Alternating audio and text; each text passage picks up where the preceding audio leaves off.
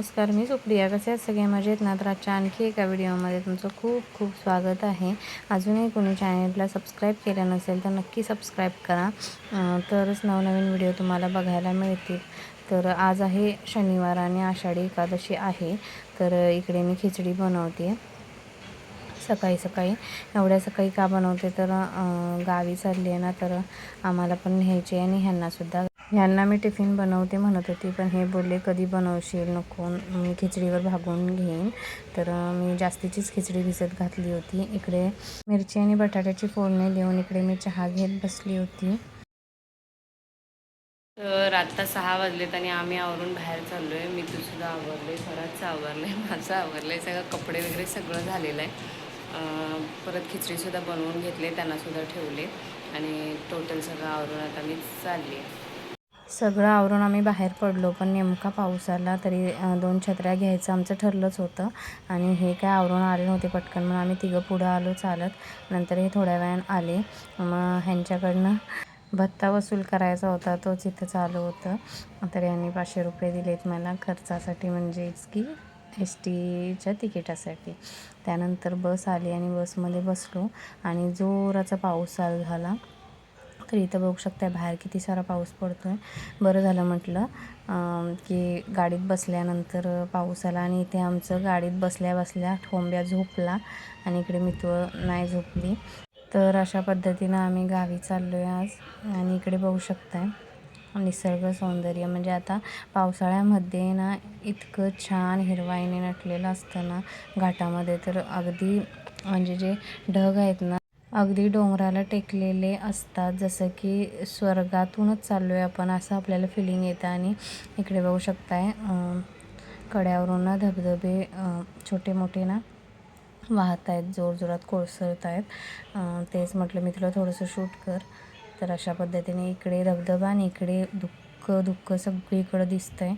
अगदी म्हणजे बाष्पीभवन म्हणतात त्याला खरं तर, म्हणजे जमिनीचे धूप होऊन वरती ढग तयार होतात. तर अशा पद्धतीनं वातावरण होतं आणि बघायला इतकं छान वाटत होतं ना की ही फिलिंग म्हणजे भयानक अशी फिलिंग, म्हणजे भयानक म्हणजे छान होती. तर तुम्ही पण बघून घ्या घाटातलं निसर्ग सौंदर्य. आणि मला सांगा, तुम्हाला पण आवडतं का पावसाळी वातावरण? मला तर खूप आवडतं.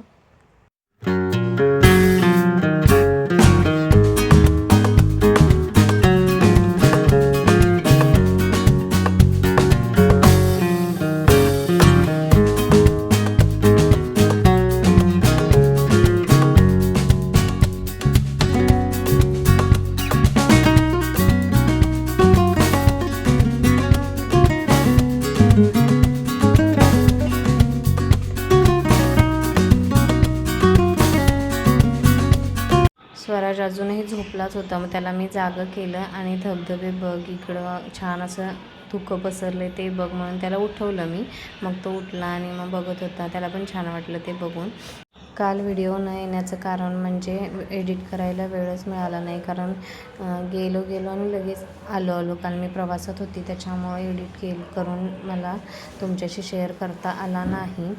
कधी पण मला गावी जायचं असेल ना तर सकाळी 6-7च्या गाडीने गेलेलं बरं पडतं. 6ची गाडी चुकली आमची, पण 7ची आम्हाला मिळाली. तर त्याच गाडीने जातो आहे. त्याच्यामुळे काय होतं, आपण डोळे उजेडी आपल्या घरी लवकर पोचतो.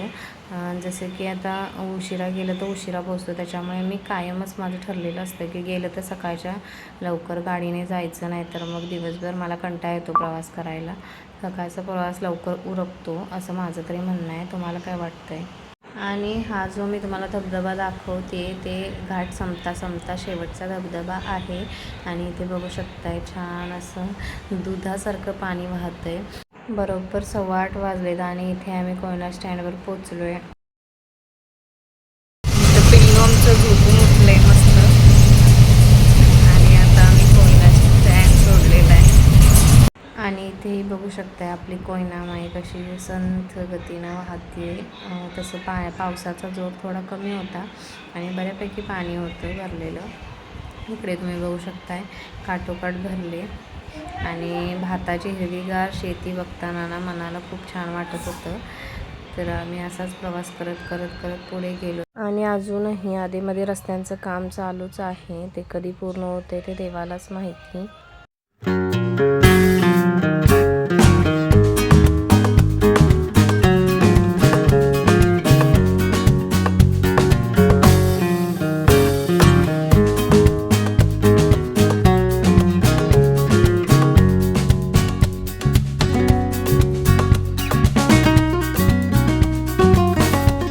आणि इथे हा जो काही ढाबा क्रॉस झाला ना आपल्याला आता दिसला, तिथे आम्ही नेहमी जेवतो.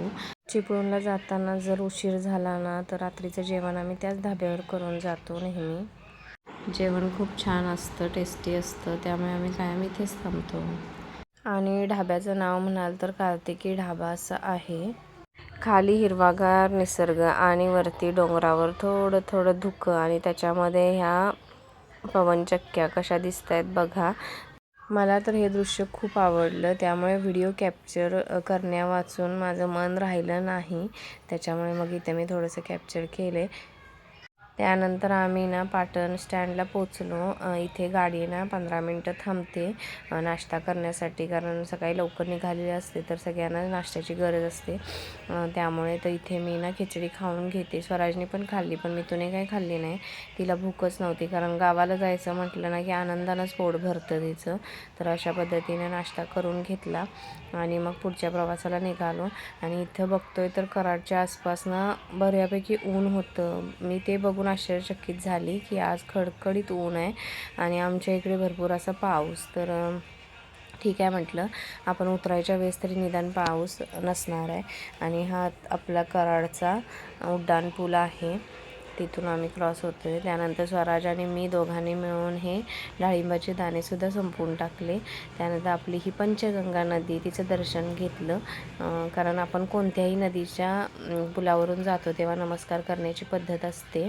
फायनली आम्ही कोल्हापुरात पोचलेलो आहोत. इथे तुम्हाला छत्रपती ताराराणींच्या स्मारकावरून समजलंच असेल, तिथून आम्ही क्रॉस झालो. कावळा नाक्यामध्ये हे ताराराणी स्मारक आहे, तिथून आम्ही क्रॉस झालो. त्यानंतर मग सीबीएस स्टँडला उतरलो आणि भूमीसाठी खाऊ घेण्यासाठी त्या बेकरीमध्ये जात होतो चालत चालत. कारण भूमीला फोनवरून बोलली होती मी की तुला खाऊ घेऊन येताना. मग थोडासा खाऊ घेतला तिच्यासाठी. चालताना सुद्धा स्वराची मस्ती काय ना काहीतरी चालूच असते. इथे पटकन खाऊ घेतला आणि आम्ही आता निघतोय पुढच्या प्रवासासाठी. कारण इथून आम्हाला अजून एक बस पकडायची असते गारगोटी, त्यातूनच आम्ही आमच्या फाट्यापर्यंत जातो. तर इथे आम्हाला बससुद्धा मिळाली. आणि आज आषाढी एकादशी असल्यामुळे ना आमच्या गावाच्या शेजारी एक नंदवाळ म्हणून गाव आहे, तिथे ना आषाढी एकादशी निमित्त ना यात्रा भरते. म्हणजे पंढरपूरच्या पांडुरंगाला भेटायला जायला भेटत नाही, ते लोक नंदवाळला दर्शन घेण्यासाठी जातात विठ्ठल रुक्मिणीचं. तर आम्ही फायनली आमच्या फाट्यावर पोचलो आहे आणि इथे आम्ही पप्पांची वाट बघतोय. पप्पांना फोन करून सांगितलं होतं की आम्हाला न्यायला या म्हणून, तर ते थोड्या वेळात आले. मग आम्ही आमच्या घरी पोहोचलो. घरी पोहोचताच बघतो तर काय, भूमी घरी नव्हती, शेजारी गायत्रीकडे गेली होती. तर वृषालीला म्हटलं पटकन आधी तिला घेऊन ये, बघू दे मला पोरगीला. तर ती जाऊन घेऊन आली आणि दोघींचं सेम सेम मॅचिंग झालं. मी आत्ता व्हिडिओमध्ये बघते वृषालीचं आणि माझं. इथं माझी मम्मी शेंगदाणे खात बसले. शेंगदाणे म्हणजे ॲक्च्युअल शेतातल्या शेंगांना मस्त अशा तव्यावर भाजून मग ते खायच्या, छान लागतात. खरं तर आज ना पप्पांची गाडी भाड्यासाठी ना नंदवाळला जाते, त्यातून मम्मीसुद्धा जाते पांडुरंगाच्या दर्शनाला. पण आज ते शक्य झालं नाही, कारण मी आज येणार होती म्हणून तिनं तिची ट्रिप कॅन्सल केली. आणि पप्पांच्या गाडीचं थोडंसं स्टार्टरचं काम निघालं होतं, ते करण्यासाठी ते इस्पोर्लीमध्ये गाडी लावून आले होते आणि तिथूनच आम्हाला मग घरी सोडायला आले होते. त्यामुळे त्यांचा प्लॅन आज फसलेला आहे.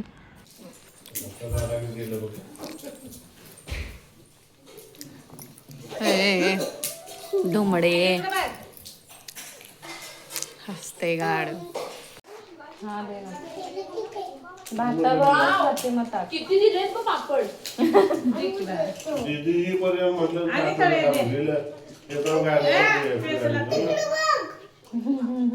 दिसते काय भूमी? भूमी दिसते काय? लांब असते लांब. भूमी दिसते भूमी. देव बाप्पा देव बाप्पा. तर आता चाललं डॉक्टरकडे.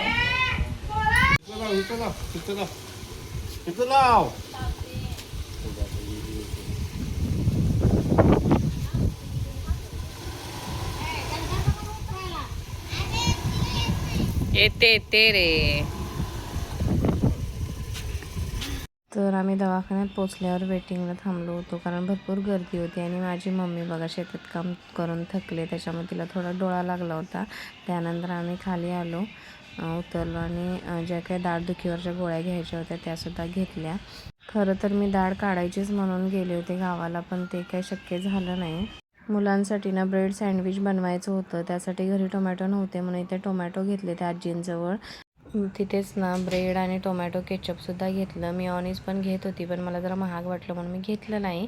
आणि मग आम्ही चालत चालत इथे बघू शकताय, ही बाचणीची नदी आहे. त्याच्यावर हे जे काही जुनं पूल आहे त्यावरून आम्ही चालत चालत जातो. याला बाचणीचं धरण म्हणतात, कारण हे बाचणी गावातून जातं. बघू शकता इथे पलीकडे आमचं गाव आहे आणि अलीकडे बाचणी गाव आहे. जिथून आम्ही चालत जातो ते बाचणी गाव आहे. आणि इकडे बघू शकताय धरणाचे दरवाजेसुद्धा आहे, तिथून पाणी तिकडे पास होतं. आणि पलीकडे नवीन पूल बनवायचं चालू आहे, ते थोडंसं भांडणामध्ये राहून गेले, कारण बऱ्याच लोकांची शेती जाते ना त्याच्यातून म्हणून. तर मघाशीच आम्ही डॉक्टरकडे जाऊन आलो. जे काही दाताचं किडले ते म्हटले काढतील, पण काढणार नाही आहेत. त्याच्याबरोबर पाठी पण काढलेले दात आहेत आणि अक्कलदाढ थोडीशी किडले, तर कॅप बसवून घेऊया बोललेत. आणि टोटल खर्च रूट कॅन आणि कॅपचा 6 दातांचा जवळजवळ 23,000पर्यंत जातो आहे. त्यामुळे आत्ता मी पोस्टपोन केले. जी काही ट्रीटमेंट करायची आहे ती नेक्स्ट मंथमध्ये किंवा नंतर कधीतरी करूया म्हणून बोलले मी त्यांना. तर अशा पद्धतीनं आजचं काम काय व्यवस्थित म्हणजे निदान समजलं तरी आपल्याला की काय करायला लागते काय नाही ते. आता बघू कधी नेक्स्ट टाईम कधी येते ते करण्यासाठी. काय ते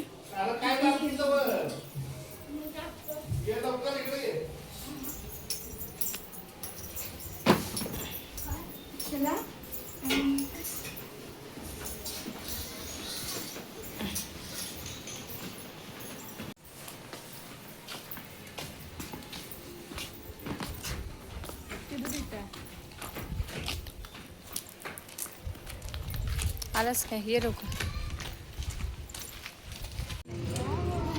आणि शिल्पान शिवले हे विणलेला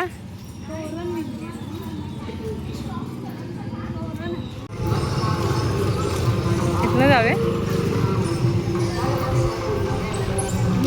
अगरबत्ती आणाय पाहिजे. हे आमच्या गावचं ग्रामदैवत आहे वटकेश्वर मंदिर. आणि या मंदिरामध्येच एक साईडला महादेवाचं मंदिर आहे आणि दुसऱ्या साईडला विठ्ठल रुक्मिणीचं मंदिर आहे. आणि आज आषाढी एकादशी निमित्तानं चांगला योग जुळून आला आहे. नेमकी मी गावी आले आहे, तर म्हटलं चल नमस्कार करून येऊया म्हणून आम्ही सगळेच आलो आहे, म्हणजे मुलं आणि वृषाली आणि मी. मम्मी दूध घालण्यासाठी गेली आणि इथे बघू शकताय इथे ना छान असं पिंडीचं दर्शन घेतलं आणि पिंडीच्या समोर जो नंदी आहे ना नंदीचं सुद्धा दर्शन घेतलं. आणि मग आम्ही विठ्ठल रुक्मिणीचं दर्शन घेण्यासाठी गेलो. इथे बघू शकताय छान असं डेकोरेशन केले, सुंदर सोबर असं. बघून असं इतकं मन प्रसन्न झालं ना की काय सांगू. खूप छान वाटत होतं. आणि मंदिरातल्या वाईब्स तर तुम्हाला माहीतच आहे किती पॉझिटिव्ह असतात ते. इथे आम्ही तांदळाच्या आणि साखरेच्या राशी ठेवून घेतल्या आणि देवाला नमस्कार करून घेतला. आणि बाजूलाच इथे विठ्ठल रखुमाईचं सुद्धा दर्शन घेतलं, हळदी कुंकू वाहिलं. परत तिथे सुद्धा तांदूळ आणि साखरेच्या राशी ठेवल्या. आम्ही ना तेलसुद्धा घेऊन गेलो होतो वातीमध्ये ओतायला. संध्याकाळचा टाईम होता, त्याच्यामुळे आता भजन आणि कीर्तनसुद्धा होणार होतं. तर हळूहळू सगळे जमत होते. आणि हे विणेकरी होते, म्हणजे दिवसभर विणा घेऊन मंदिरामध्ये अशा फेऱ्या मारत राहायचं. त्यांचंसुद्धा दर्शन घेतलं. हा एक मान असल्यासारखा आहे, म्हणजे एक देवासाठी काढलेला वेळ. आणि इथे आम्ही जे काही भजनासाठी लोक जमत होती त्यांनासुद्धा नमस्कार केला. आणि बाहेर तुळशी माता आहे, तर तुळशी मातेलासुद्धा नमस्कार केला, हळदी कुंकू वाहिला आणि अगरबत्ती लावून मग आम्ही चालत चालत घरी चाललो. घरी आल्यानंतर ना मुलांना डाळिंब सोलून दिलं, तेच ते इथं खात बसलेत आणि पप्पासुद्धा निवांत टी व्ही बघत बसलेत. मम्मीचं इकडे जेवण बनवायचं चाललं आहे आणि वृषाली तिला मदत करते. भूमीने ना मस्त अशी मम्मीला मेहंदी काढली आहे, बघू शकता. मामाला फोन कर.